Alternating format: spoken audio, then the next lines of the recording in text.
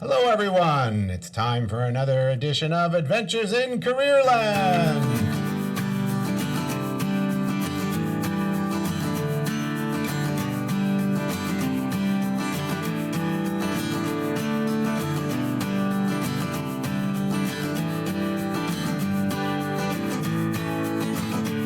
I'm Adriano Magnifico. I am the career lead at the Riel Arts and Technology Center. And the Arts and Tech Center is a very cool place in the Riel School Division where they run 13 applied technical or apprenticeship programs where high school students can step off the beaten path of learning the academic programs in which they are so well versed and explore aspects of themselves they didn't think were possible, explore parts of themselves they'd like to discover, and see what skills are really relevant when they leave their high school experience. So we have lots of programs here like the Applied Business Management Program, Automotive Technology, Baking, Pastry, Building Trades, Electrical Trades. You can look it up on the website. You can check out the programs. They're all explained in great detail. And they're a great opportunity for students to not only leave school with those important academic skills, but they can also leave school with some driven, solid skills that will keep them in good stead in employment and skill opportunities outside of the high school experience. I'm always very, very fortunate to work with some of these high school students. My co-hosts, Andre Poirier, and Andre is in the broadcast media program, one of those 13 programs. Andre, how are you today? I'm doing absolutely splendid today. All right, what are you working on in broadcast media? Right now, we're working on creating a emotional story using inanimate objects. So we're creating a little story about a pair of pliers trying to get back to his family.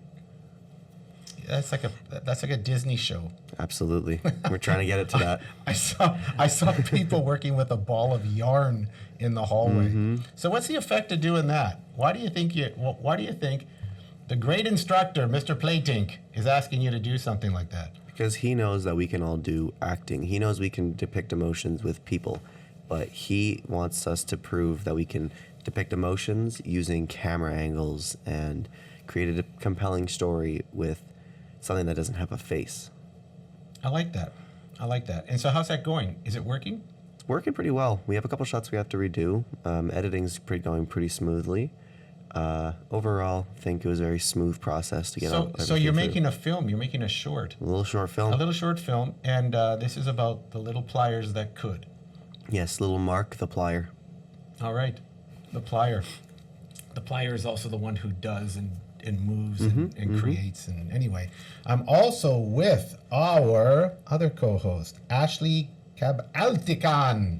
Yes. And I said that correctly. It's okay. You can call me Ashley K. Ashley K. Yes. But I want to get that cool name. Isn't it Cabaltican? Yes. Oh, I've got it right. I've been practicing. I've been working at it. And Ashley is from the Applied Business Management Program. Yes, that's and correct. Ashley was a big part. I just ran something called the Career and Post-Secondary Symposium. We call it CAPS around here in Riel. It's a giant symposium for high school students. We had about 800 people going through the space last Thursday. Ashley was a big help in the social media aspects of that and helping out with some of the organization of it, but she couldn't be at the event. And Yes. she had the worst excuse I've ever heard. It's just terrible, Andre. It was awful. I know. Like, it really bothers me when students don't finish through. And what was the reason you couldn't attend the CAPS event? Well, the reason was I went to the Taylor Swift concert And didn't invite Mr. Magnifico? last November 14, and yes, it was the first night of her Canadian leg. So you went to Toronto to see Taylor Swift? Yes, that's correct. Over CAPS? Yes, that's correct. You know what? I think I've lost a lot of respect for you right now. Oh, boy. So no, just give us a sense God. of how do you even get tickets for this? And, Okay. And tell us a bit about this concert. Okay, This is the for biggest sure. concert because when Taylor Swift, I've talked to you guys about this. When Taylor Swift comes to a city, it's an economic engine that drives the city's economy for a month. It is. It's It amazing. is. So Yeah. tell me about this event. Okay, so for ticketing, I did get the tickets last year, September. So then I got them face value. And it was really a tough battle because I didn't even know I could get in because there's like a certain process to get verified and like you have to get a code and stuff.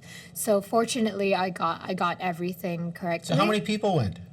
For like the Rogers Center, like for the audience. No, well, how itself. many? Like, did you get 4 tickets? Did 4 Okay, of you yeah, go? four. Okay. I did get 4 tickets, but I sold the other 3 at face value. So, yeah. You sold off some of your tickets? Yeah, because I was the only one that was going, and then the other 3 I sold to my friends. So Yeah. you're kind of a scalper. No, I wasn't a scalper because I did sell them face value, people. Face value, Yeah. yeah, sure you did. Yeah, So, but like the concert, yeah, I it noticed was you really have nice amazing. new shoes and boy, yeah, that nice car you're driving out there.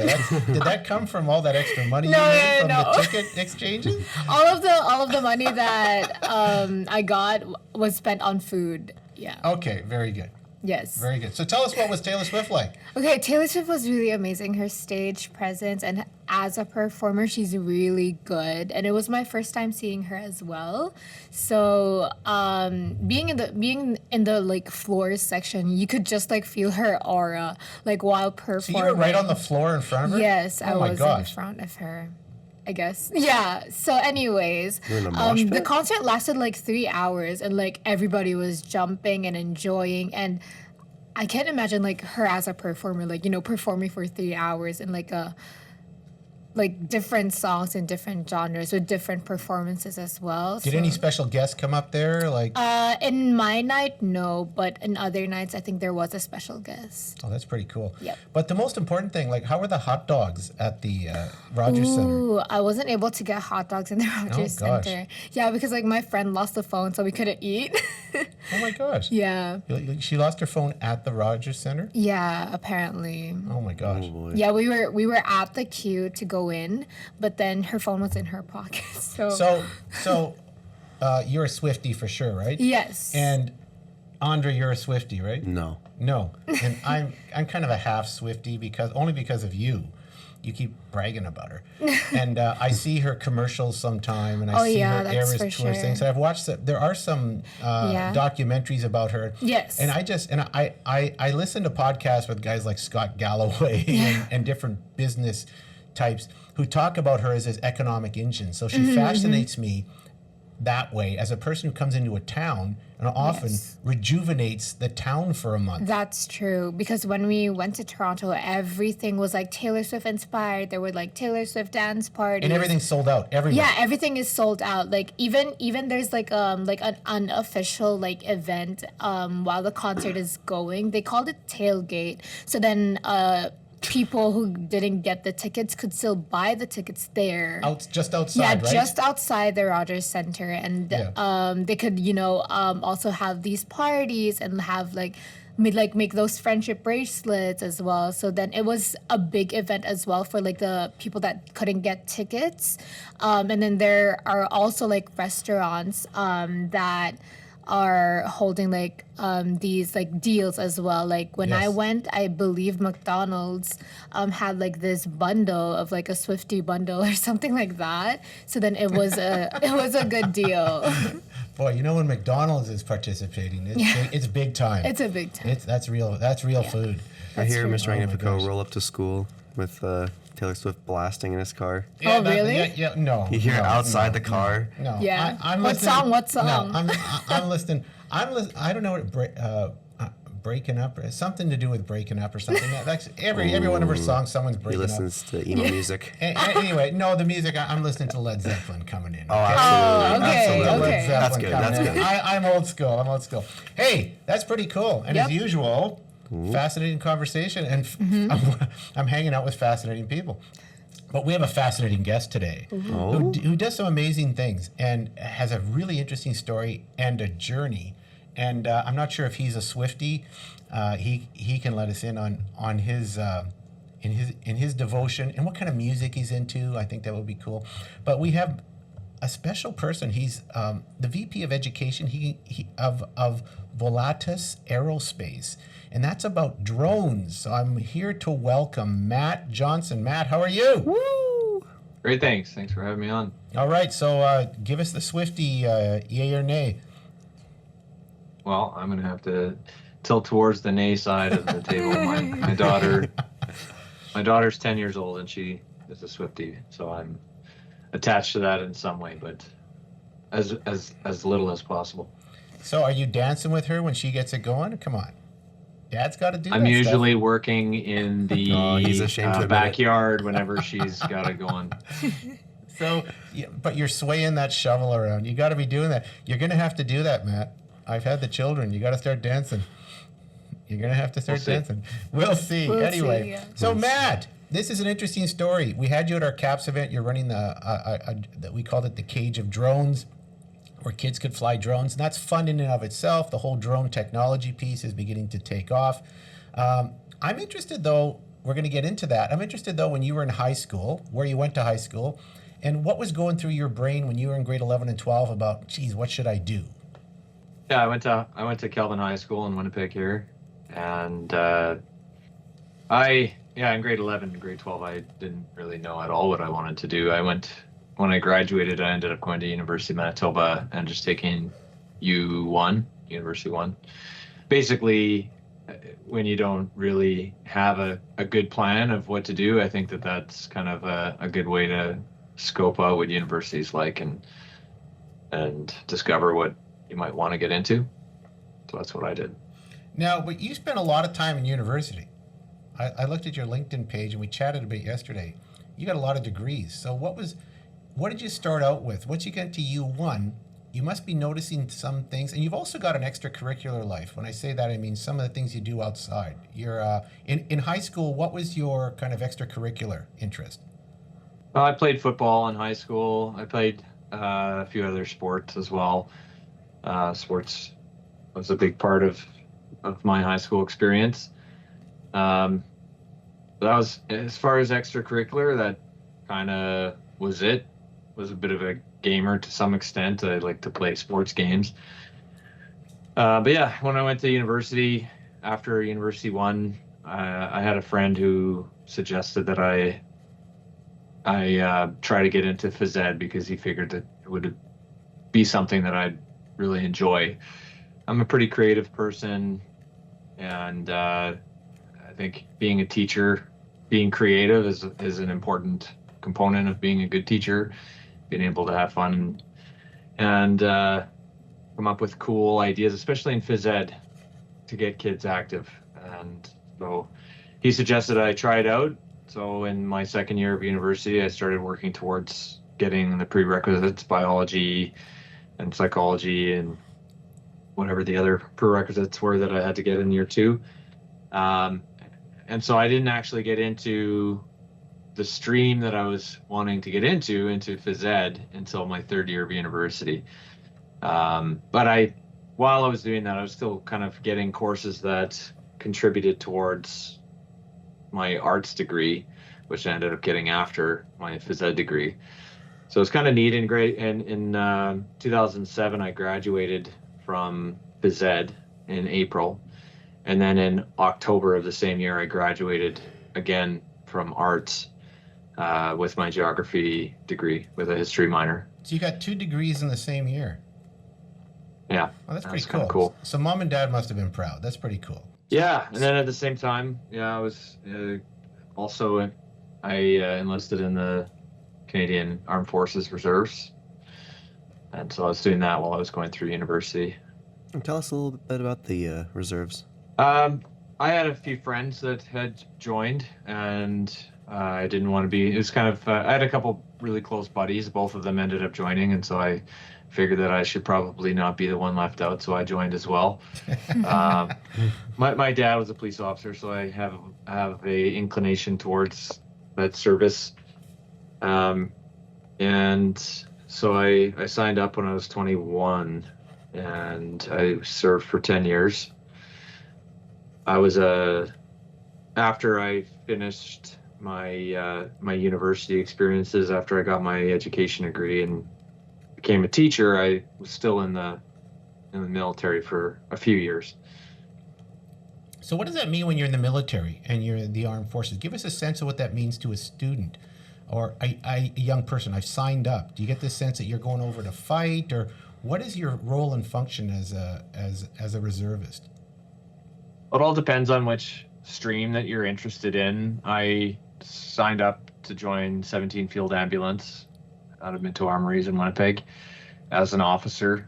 So I joined as an officer cadet, and at that time I didn't have a university degree yet. So if you join the military and you have a university degree, then you automatically join as a second lieutenant, which is a promotion, I guess. You skip the officer cadet rank. Officer cadet rank is a non-commissioned role, meaning you're in the officer stream. There's two streams in the military: non-commissioned member, which is ranks like private, corporal, master corporal, sergeant, warrant, and then the officer stream, which is officer cadet, second lieutenant, captain, major, colonel. Like, you get those. That's the leadership side of things. So as an officer, you're signing up to basically lead troops, and as a non-commissioned member, you're signing up to basically be the workforce who are instructed on what needs to be done, and they get things done. So what would be one of the biggest tasks your team had to do in the military that you can recall that impacted you? So I was as a healthcare administration officer. My role in the forces was to manage the field hospital, to make sure that it is set up and running effectively. In a field hospital is basically a tent that gets set up one tactical bound behind the infantry level. So when infantry are in the field and they're doing their thing that infantry do at the front lines, if anybody is injured, then there needs to be a place where they can be taken to. That's one tactical bound is basically just a certain distance behind them that's considered relatively safe, that they can be evacuated to for that front level of medical service. And then if they needed to be evacuated further, then they could be evacuated further from that point. So it was a really neat experience. So is that kind of like a MASH unit, like the old TV show? Yep. That's exactly. So you're running kind of the MASH space there. Yeah. Yeah, there's some really cool aspects about it. As a reservist, you train during the summers, and then you train on weekends and any other time really that you're able to commit to training. You can basically sign up for exercises or different operations that came available. So in 2011, that was the year of the once in a century flood on the Assiniboine River that really affected a lot of communities in Western Manitoba, and the government of Manitoba declared a state of emergency, and they called in the military. And so I, at that time, was free to help. I had finished my university for the spring. I finished in April, so I was able to go out and help. And it was basically leading a platoon of men and women, 40 people in the platoon, and we would go out and basically protect people's houses by building dikes around them and either out of sandbags or big huge tubes that we would end up filling up with water.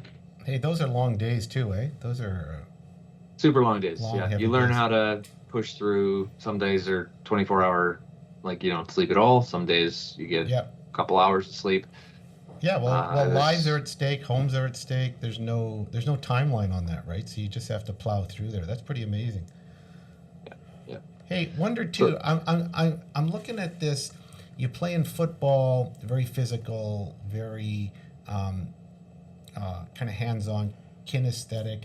You're in the Army, and the kinds of work you're doing, very physical, very kinesthetic. Do you have this inclination toward I have to take things apart. I have to, or you're more cerebral. Like, what was it like in university? Were you looking for those parts? Where did you seem to what did you seem to gravitate towards? It sounds like you gravitate towards, I want to do stuff and I want to be physical and I want to work. What is it? Yeah, I like to get my hands on things. I learn by doing. In fact, when I was in as an officer in the military, one of the things that officers typically will do is get a sword for their parade when they're out on parade. You'll often see officers waving around their swords as part of their parade routine. You have to buy that, and so I ended up buying my sword, and I had it engraved with the Latin words "experientia docet," which means learn by doing. That's how I learn, and that's how I like to help others learn that way, because I think it's a great way to learn, and that's the idea behind one of the programs that I designed at the Lattice for our education program, which I don't want to jump too far ahead, but the Science Experiential Aerial Research Program, or the SEER program. The second word in that is experiential, for experiential learning, which is learning by doing. So I'm a huge proponent of that. And to build on your question of working with my hands, one thing that you probably don't know, which I don't think is on my LinkedIn profile, is that in 2012 I started up my first small business entrepreneurial effort was a small engine repair business. And it was called Matt's Mowers and Motors, and I taught myself to repair lawnmowers and snowblowers and small engines like that off of YouTube, and some older gentleman who lived in the neighborhood who was retired and just fixed lawnmowers all day. He ended up teaching me how to fix lawnmowers, and so I did that for a few years while I was in university, and that was super fun. I really enjoyed that, and that was my first taste of entrepreneurship, which I loved, and just driving to try and be able to make my own money and not be absolutely reliant on another entity to provide it for me was kind of eye-opening for me, and I really gravitated towards the idea of being my own boss and creating that revenue stream for myself. That's fascinating stuff, because you're taking a lot of university courses so did the academic stuff where you had to buckle down and study, was that in your wheelhouse? And you decide to become a teacher, which seems to be kind of the opposite of what you're moving towards. Not necessarily, but it seems to be moving in a direction that's much more academic. Were you always at war sometimes with the academic programming versus what can I get out and learn but with my hands? Like, the Army stuff sounds amazing, and your current foray into the drone world, very cool. Was there kind of a conflict in you? Should I stick it out in university? And once you become a teacher, you probably have a little bit of a sense of what that's like. You just kind of settle into a space, right? And you start doing your thing, and you have a classroom and you close down. Was there any kind of war like that inside of you? I kind of felt that by going towards the academia side of things as a teacher, I really do enjoy aspects of that. When I was getting my arts degree in geography, one of the courses I took was human and physical geography, two different courses, same teacher, Dr. William Norton, at the University of Manitoba. He had me write so many essays. And before I had to write 21 essays that year in those two classes. And by the end of it, I became very proficient at writing. He really corrected every little thing, and really helped me develop into a strong writer. And so I started to really enjoy reading through papers, like research papers and stuff like that. And that's actually one of the things that helped me when I was getting into the drone industry, was being able to look at that sort of information, looking at cutting edge research, and seeing what other people have done on that research front, and being able to take what they have done and utilize that to develop something using that information. I guess I'll eventually probably get into talking about the drone stuff and what I was doing in that side of things, but let's get into the drone stuff then. I just it's fascinating to see where you come from, because we always want students to think about wherever they're at, the potential for exploration and finding what you gravitate towards is enormous, and you have to be on that path, and you were on it. Well, I joined the military partially because I thought that it would be a benefit towards becoming a teacher. I thought that being able to have that leadership experience would aid in getting a teaching position at some point, and just like having that experience leading troops would translate well into leading in a classroom and being just being in that role of the leader in the classroom. And it did definitely translate into positive experiences. But it gave me a lot of, the military is an incredible experience for learning about yourself and learning about what your limits are. And people often will set limitations on themselves without really having any backing behind that, not understanding what they are actually capable of, and understanding that you can push yourself like well beyond whatever you think you can push yourself. You can go beyond that 10 times and still keep going. Your physical and mental limitations are nowhere near what you think they are. And so that's one really big piece that I took from the military, and I'm really glad that I ended up going into the military. But eventually I ended up releasing after 10 years. I was at the rank of a captain. That was while I was teaching. I started my teaching career in 2012, teaching in a small town in western Manitoba called St. Claude. And I taught 9 subjects that year. One of them happened to be math. Or 2 of them actually were math, grade 10 and grade 12 math. And because I had that experience teaching math, even though it wasn't one of my teachable subjects from university, I was able to get my foot in the door into Winnipeg. And so I started teaching math at Dakota Collegiate in Riel School Division, taught there for 2 years. And then I ended up taking a position 1 room down from where you're currently sitting, I believe, at Arts and Technology Center, and I taught math there for 1 year before I moved on to Winnipeg School Division, teaching at Elmwood High School. And in 2015, while I was teaching at Dakota, I had a little bit of an interest in drone technology. Things were starting to appear in the news from starting around 2012. We started to see headlines about drones, and they weren't really mainstream or anything like that until I would say 2014, 2015, sometime around that area. And in 2015, January of 2015, I was actually, while I was still employed at Dakota, I was taking a professional development seminar at Louis Riel Arts and Technology Center, and the instructor who was running that program was talking during one of the breaks about some video that he had taken with his drone, and was showing one of the other students in the classroom. And I heard him say drone, and it just kind of piqued my interest, and I went over and looked over his shoulder, which is pretty easy to do when you're 6'8", and I was able to see the video that was collected by this drone. Absolutely blew my mind. It was video taken from the old Pinawa Dam area, and it was so crisp and so clear and so steady, and the angles that the drone was able to get flying through and around like pillars and archways and stuff like that.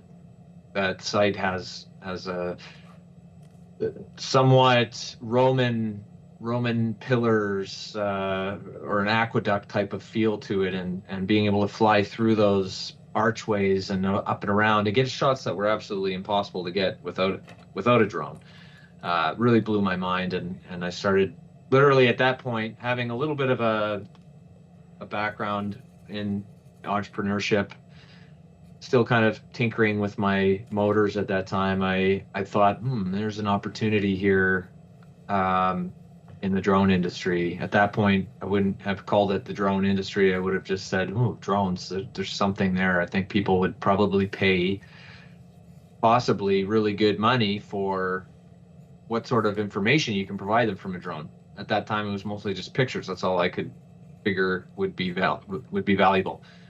And that was the beginning of my inclination towards the drone industry. That was January of 2015, and by July 1st, 2015 is when I got my first drone. And from there, things really took off.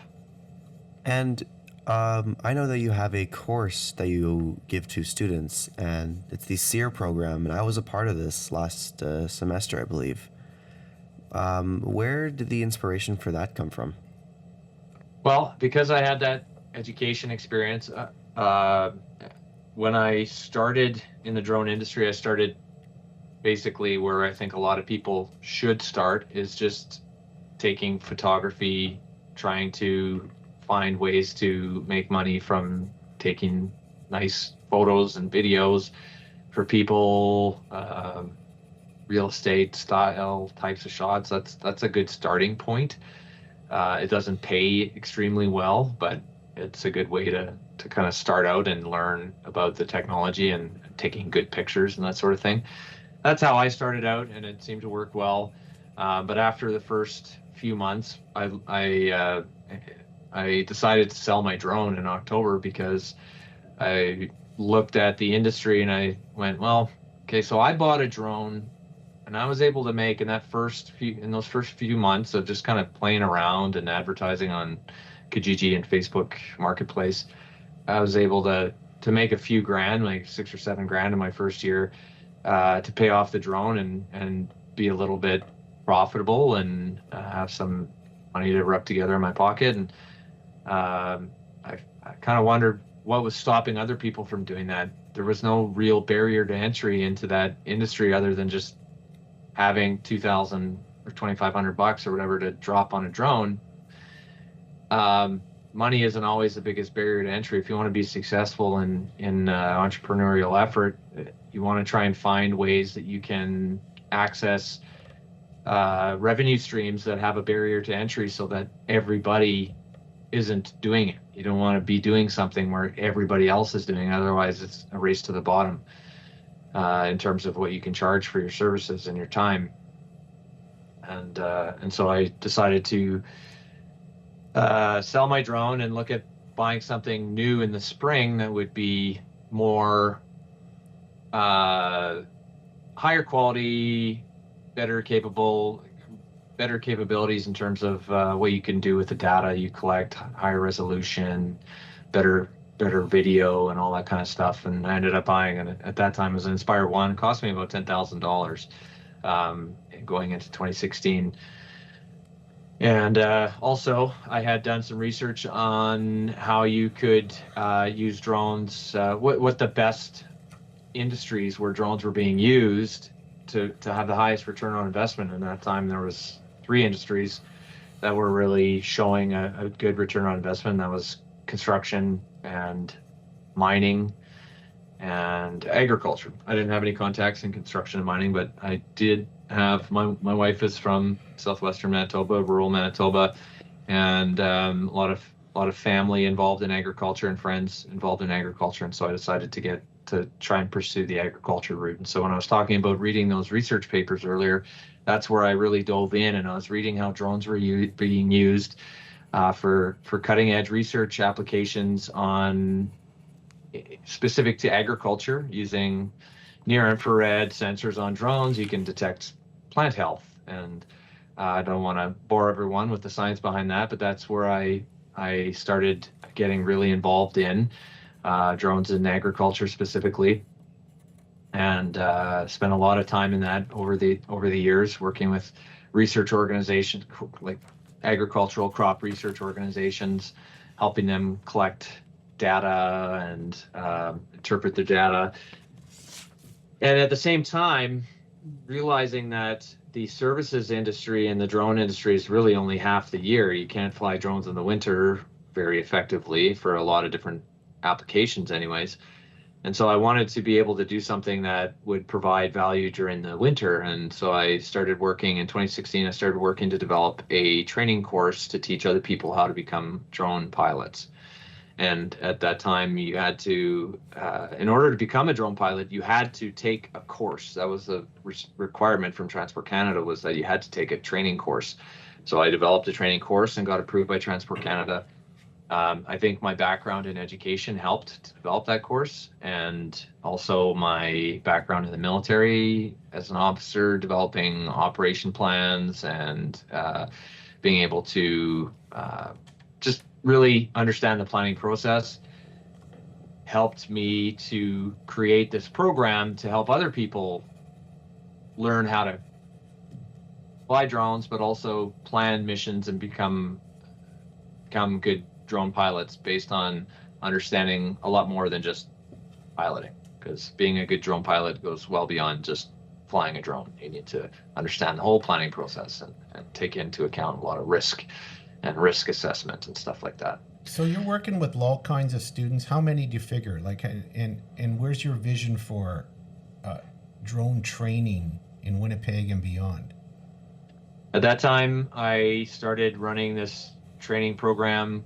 I would once again advertise on like Facebook and Kijiji, and I was getting between 10 to 20 people per course that I would run on. It was a 2-day weekend course, 16 hours of instruction, and there was some self-study as well. And at the end of the course, they'd write an exam, and they would be at that time they would be certified by Transport Canada. So I would run these programs every few weeks on a weekend, and then I started traveling around. I would teach Monday to Friday, my teaching job, teaching math, and then I would fly out Friday night to Saskatoon and run a 2-day course in Saskatoon over the weekend. I'd fly home, teach Monday to Friday, and maybe take a weekend off, and then the next weekend I go to Yellowknife or Fredericton, New Brunswick, or St. John's, Newfoundland, Vancouver, Edmonton. I went all over Canada running these programs, and the average number of students initially I was getting was around 15, which was amazing. And I continued to go down that route. And then in 2018, Transport Canada released some new regulations for the drone industry that basically said that everybody has to pass an exam. So it wasn't that you have to take a course, it was that you have to pass an exam. And the exams, there was 2 different types of certifications that you could get, a basic and advanced. The basic has a fairly simple learning structure that is required in order to obtain the pilot certificate. The advanced is very complex, and so I started continuing. Basically, I just continued what I was doing, but I decided that the training was a massive opportunity, and so that's kind of where I really started focusing my efforts on, was just training. And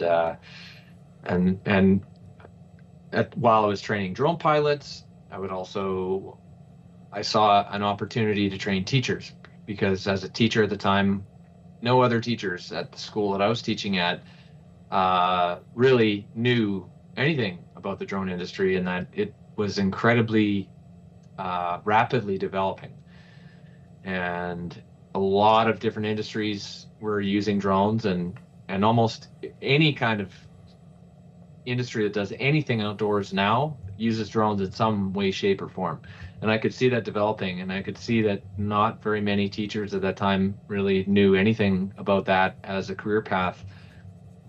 And so I developed a training program for teachers to learn how to teach using drones as teaching tools, just to help expose students to that technology. And that was in 2019 that I launched it's called Drones in the Classroom program. That was my first educational program. It was professional development. And where do you see drones being used in industries? Like, where do you see that going forward? It's just continuing to grow. More and more industries are using the technology. Some of them hire internally and want to get start up like drone divisions, like Manitoba Hydro, for example, has all in-house drone operations. We have trained a lot of over the years. I've trained a bunch of pilots from Manitoba Hydro, and they now use drones all the time to go out and inspect their transmission and distribution lines. The oil and gas industry uses drones all the time. The transportation, so rail lines, highways, bridges, all that kind of infrastructure is being inspected with drones all the time. Building infrastructure, looking for heat loss in buildings in downtown, or just mapping in super high resolution buildings and creating high resolution 3D models so that you can look for hairline cracks in buildings like the Fort Garry Hotel, which is over 100 years old and is made of cement essentially, or concrete. Over a long period of time, concrete does start to crumble. And so buildings like that are very, very old, very historic, they need to be inspected. And so there's a massive industry for drones to be used to inspect those types of infrastructure. Wind turbine inspections, dams, hydro dams, and you name it. A big one is looking at like forestry. And one of the programs that I mentioned, that SEER program that you were asking me about earlier, that I developed basically after COVID hit, and the teacher professional development program that I had developed kind of hit a wall because of COVID. I developed a few other training courses in education. One of them was a youth drone camp. One's called the Middle Years Drone Program for grades 6 to 8. And then we have the Science Experiential Aerial Research Program, which is for high school students to not only learn about drone technology, but it teaches them how to use drones for like applied research activities, really advanced applications of the technology, going well beyond just basic flying. Teaches them how to use those, or how those advanced sensors that collect different wavelengths of light energy that our eyes can't even see can be used for really advanced applications. And so that's the idea behind the SEER program, and we started running that in 2021 in a program to inspect trees in Winnipeg, looking for specifically elm trees, looking for signs and symptoms of Dutch elm disease. And so that's another big application of drones, is to be able to scan the I guess just the urban canopy and look for diseases, or look for the city of Winnipeg, for example. They may be interested in knowing the situation of all the roads. If they had an annual scan of the city in high resolution, they'd be able to use machine learning tools to find where all the potholes are and respond to them in that way, rather than having crews driving around and looking for potholes. Yeah, this sounds like an enormous cost-saving measure for governments if they begin to employ this properly. Like, this sounds like, and even to use, I'm thinking at the Taylor Swift concert, would there have been a drone in there somewhere? There were. Oh, for sure. Probably. For sure. Like, is this, I see entertainment, I see sports, I see, like, even they're using them in wartime, right? This piece of technology is becoming indispensable to looking and seeing and looking at the big picture, and even the small picture, because it can zero in on a Dutch elm disease issue on a tree.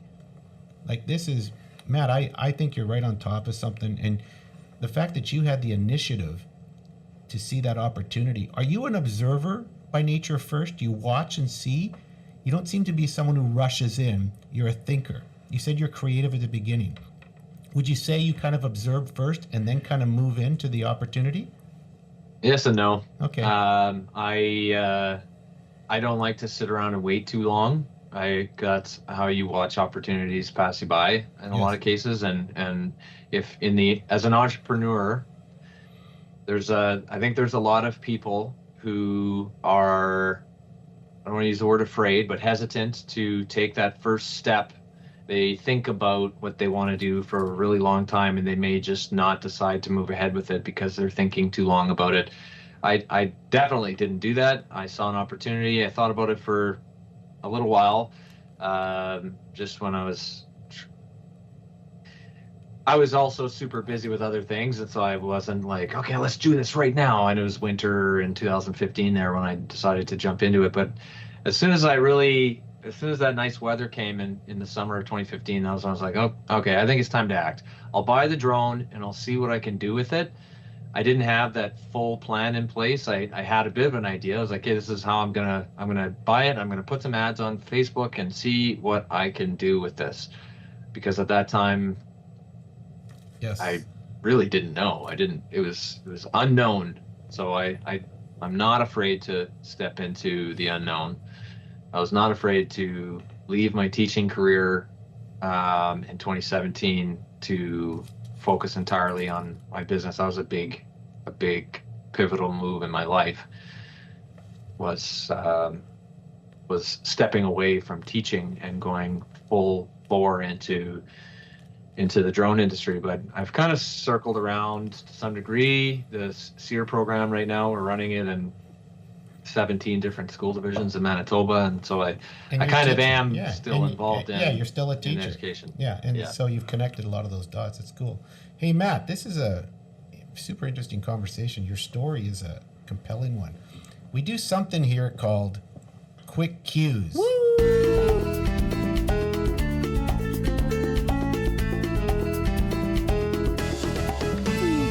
Ashley's a little excited about it. Thank you. Okay. It's one of the lamest things we do on this podcast, but you're it's a hater. something we still do. So Ashley's going to explain it to you. Just participate as best you can. Yes, hi Matt. So the quick cues would just be questions, like this or that questions that you just have to answer it really fast. That's why it's quick cues. So are you ready? Sure. Okay. So I'll start in 3, 2, 1. Summer or winter? Summer. Reading a book or listening to a podcast? Podcast. Planning a trip or a spontaneous trip? Spontaneous. Spicy or sweet? Spicy. Reading or writing a research paper? Writing. Rom-com or horror movies? Rom-com? Neither, I would say. Okay, morning or afternoon meeting? Afternoon.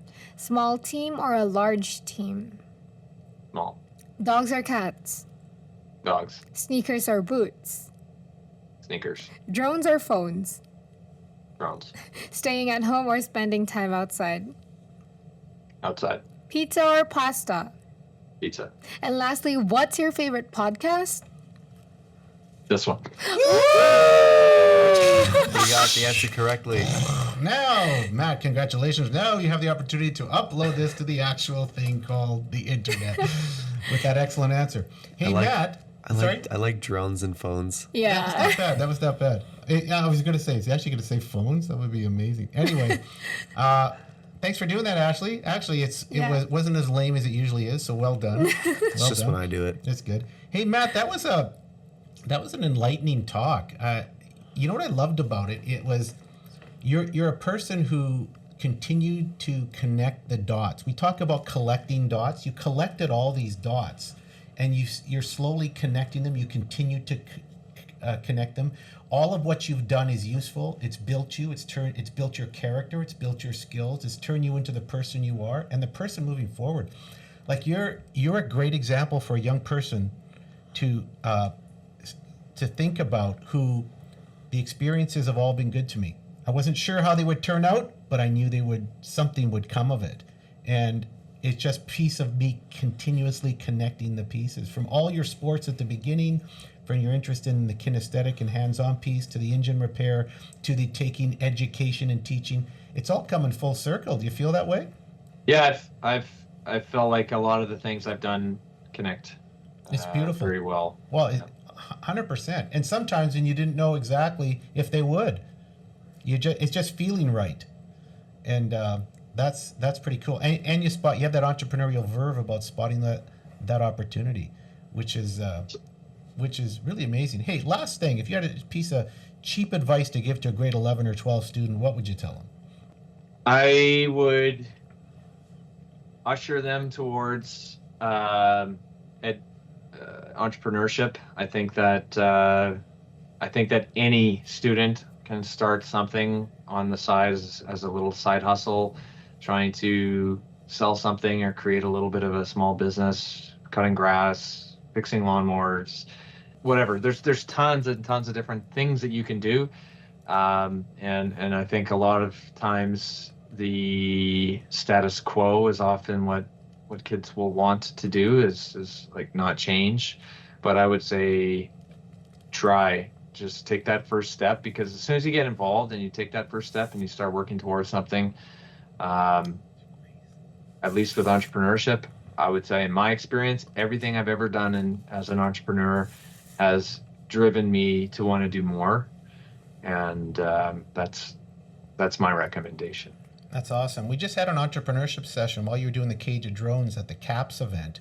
We had an entrepreneurship session. You might have been just perfect to be in there. So we'll think about this and how I want to connect with you in some entrepreneurial activities I like to do and connect with students doing that. So I'll talk to you more about this, but loved you being here. Loved you telling your story. I think this is an important story for students to hear. And you know what, with our 7 or 8 listeners, I think they're really going to be excited by That's this. for sure. All 5 of them. I want to make sure we thank Grace Ross, who is in production there, reminding us of times and doing all the sound checks. And Hello, keeping everything. Grace. Way to go, Grace.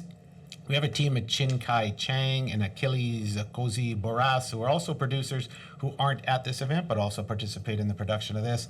And you can check us out on social media if you like. And that's it. So I appreciate you being here, Matt. Appreciate.